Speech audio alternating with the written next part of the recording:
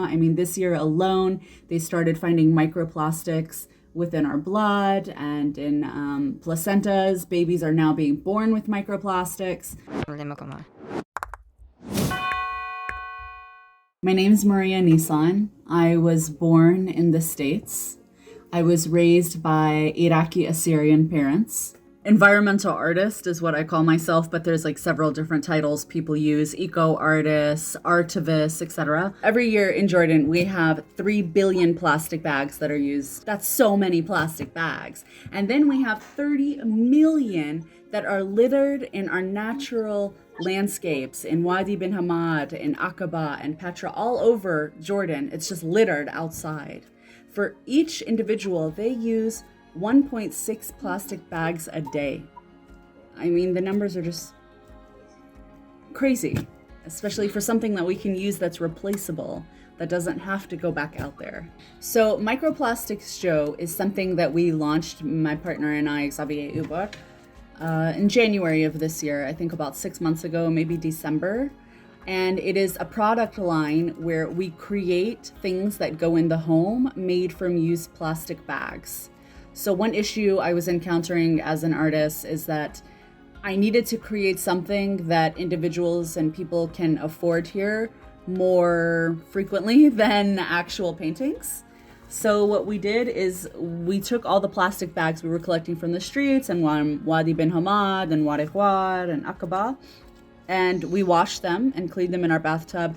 Then we dry them and cut them, manipulate them, and create these types of baskets and plant hangers, mats, and coasters to go into your home. And each one ranges from 15 to 55 plastic bags.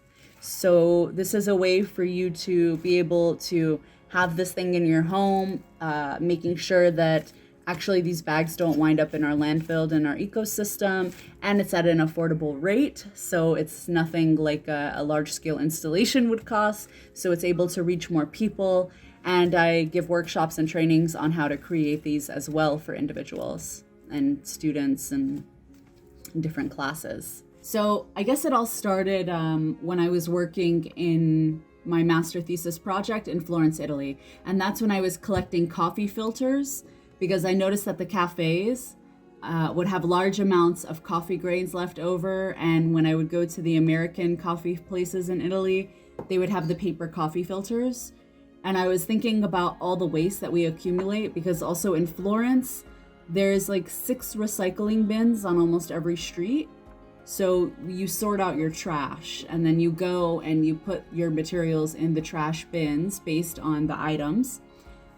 And I was always really fascinated with this idea of getting our waste and where does it go once we put it in this bin.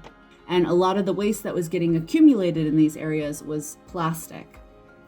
And I kept thinking about this material and how it's able to be manipulated and the lifespan it has. And once I started doing research on plastic specifically, I realized that it is something I needed to understand more. And during the process, I also needed others to understand what was happening to this piece of plastic that we use for 5 to 10 minutes on average, and how long it actually lives on Earth.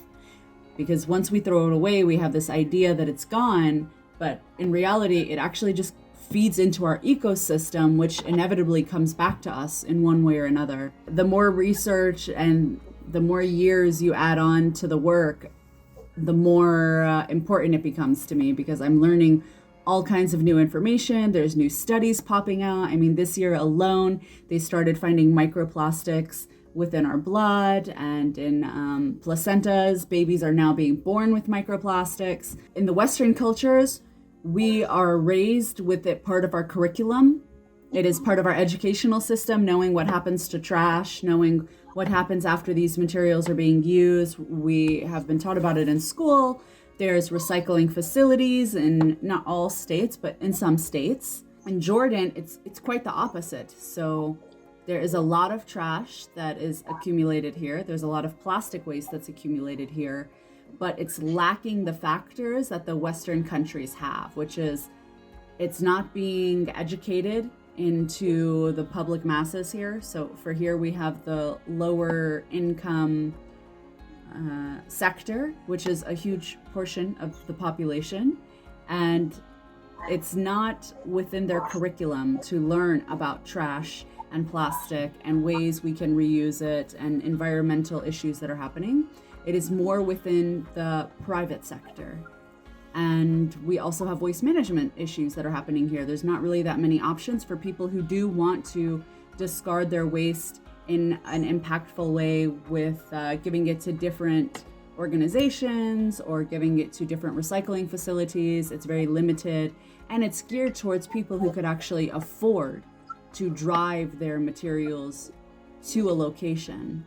I have noticed that there has been a shift, and while it hasn't been as big scale as I would like it to be, obviously, there has been a minor shift. I don't think we're at the same place that we were at 3.5 years ago. I think there is a dialogue being created. I still think there's a lot of room to work with, and I don't really see a shift in the educational system or waste management. I see a shift in people being more aware. Local initiatives that are popping up, cleanup events. We now have started there's a project here where they go diving in the corals and they collect trash.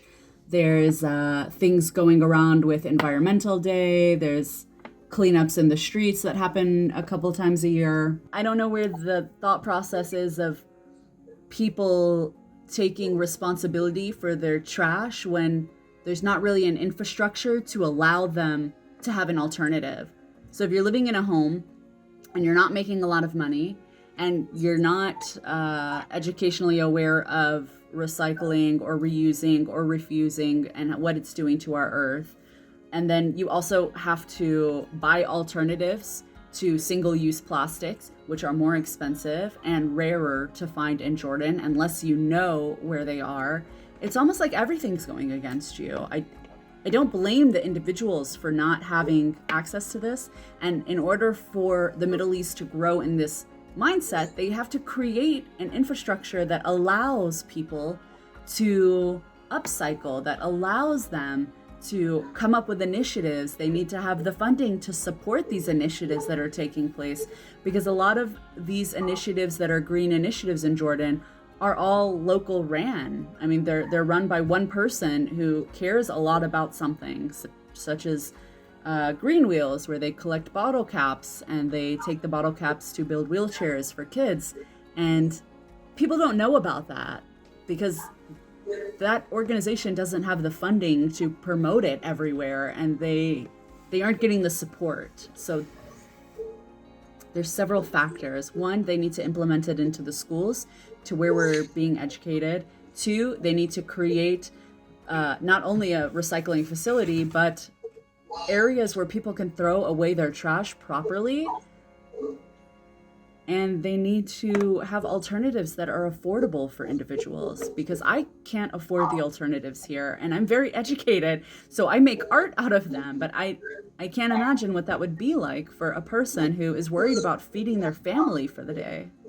I don't know what the future holds for the next generations, but I do hope that we can be the change that we want. It's no one's responsibility until it becomes everyone's problem.